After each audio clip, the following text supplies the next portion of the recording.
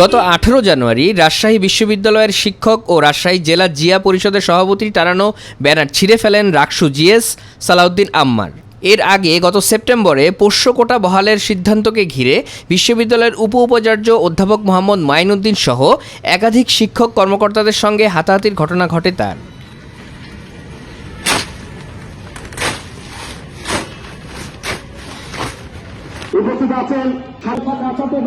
এসব ঘটনার পরিপ্রেক্ষিতে আম্মারের মানসিক চিকিৎসার দাবিতে 19 জানুয়ারি মানববন্ধন করেছে বিশ্ববিদ্যালয় শাখা ছাত্রদল।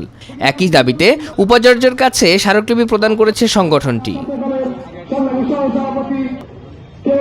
ছাত্রদল নেতাদের অভিযোগ, আম্মারের আচরণে ক্যাম্পাসের শিক্ষা বান্ধব ও শান্তিপূর্ণ পরিবেশ নষ্ট হচ্ছে।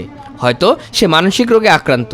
তার যে বক্তব্য যে টিচাররা কেন পলিটিক্যাল তোষামত করবে, আমি বলবো সবার আগে আপনি কিন্তু রাকসু নির্বাচিত প্রতিনিধি এবং রাকসু নির্বাচিত প্রতিনিধিদের কাজ শিক্ষার্থীদের কল্যাণে কাজ করা। আপনি আগে দেখেন আপনার সাথে যে সকল প্রতিনিধি আছে তারা কেন রাজনৈতিক দলের তোষামত করে বেড়াচ্ছে। আমরা কিন্তু দেখছি যে তারা একটা নির্দিষ্ট দলের প্রচারণায় দিন পার করছে আমাদের ক্যাম্পাসের খোঁজ না নিয়ে, এবং সেটা আপনি আগে ঠিক না করে আপনার যেখানে কাজ সেই কাজটা আপনি কাজের জায়গা ঠিক না করতে পারে আপনি যদি নিচে প্রশাসন হওয়ার চেষ্টা করেন, সেটা তো আসলে মেনে নেওয়া যায় না। এবং সবসময় একটা মব সৃষ্টি করে যে আলোচনায় আসার যে প্রবণতা, এটা আস্তে আস্তে একটা মানসিক রোগে পরিণত হচ্ছে। এবং আমরা চাই এই মানসিক একটা কাউন্সিলিং এর মাধ্যমে, মানসিক চিকিৎসার মাধ্যমে সে সুস্থ স্বাভাবিকভাবে আমাদের মাঝে ফিরে আসুক।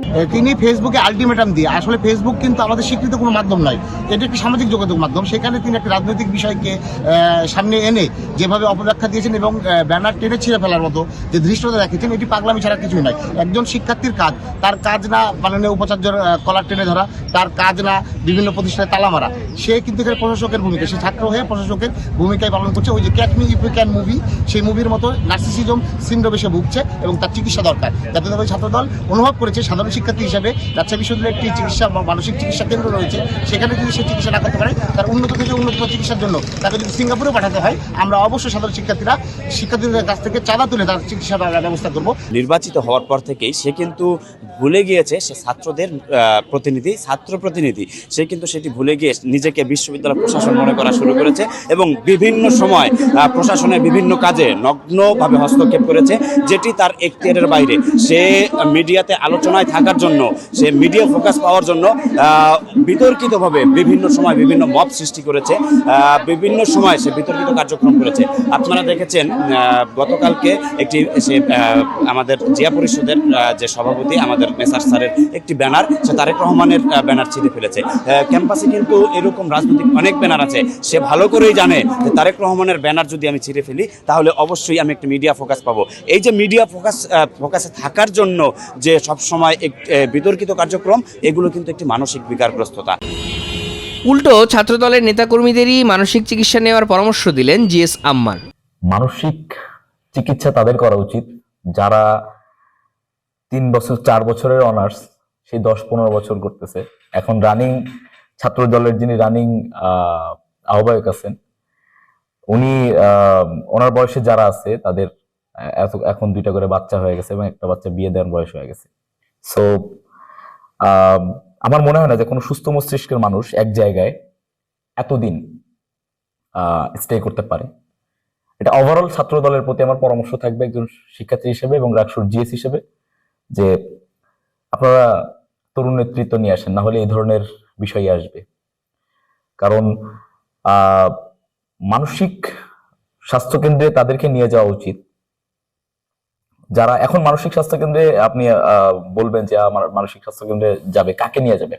এবার যদি বলেন আমাকে নিয়ে যাবে, তাদের আরো একটা টেনশনে পড়তে হবে যে কারা আমার ট্রিটমেন্ট করবে। তারা ট্রিটমেন্ট করতেও আমাকে ভয় পাবে, কারণ তাদের ভিতরেও এই ভূতটাই আছে, এই পলিটিক্যাল ভূতটা আছে। সো শিক্ষাপন্থী মানুষ যারা থাকবে, যে শিক্ষকরা আছে, তাদেরকে সব সময় মাথায় উঠায় রাখবো। কিন্তু এই দালালি ওই দালালি, একজন ইউনিভার্সিটি প্রফেসর তার কত মূল্য আছে সে কি নিজেও জানে। সে জেলা জিয়া পরিষদের আহ্বায়ক, সে ক্যাম্পাসের ভিতরে নিজের নাম ফলো করে প্রচার করতেছে।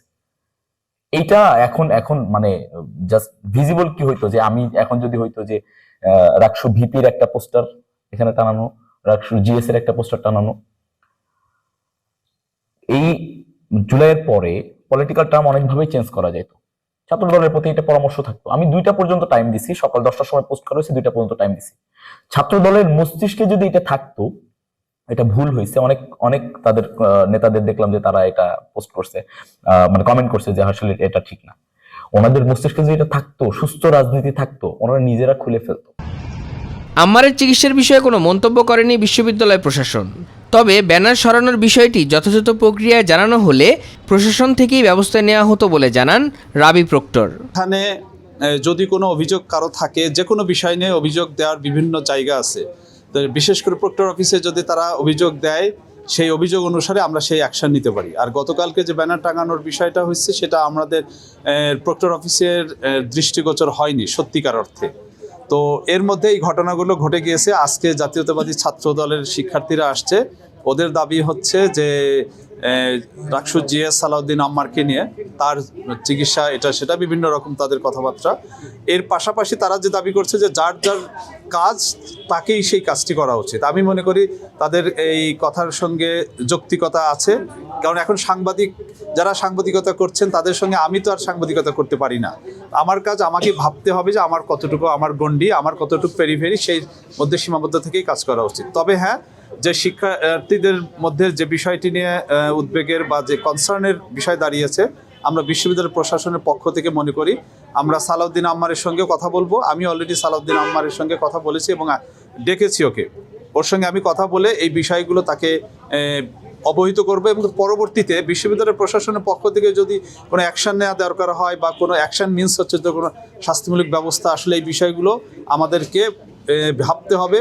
যে কেউ যদি কোনো ব্যানার করে, আমার মনে হয় প্রক্টর অফিসে তারা অভিযোগ করতে পারি, পরে প্রক্টর অফিস থেকে স্টুয়ার্ড সেকশনকে বলে আমরা এই ব্যানারগুলো সরাইতে, যদি কোনো আপত্তিকর ব্যানার থাকে।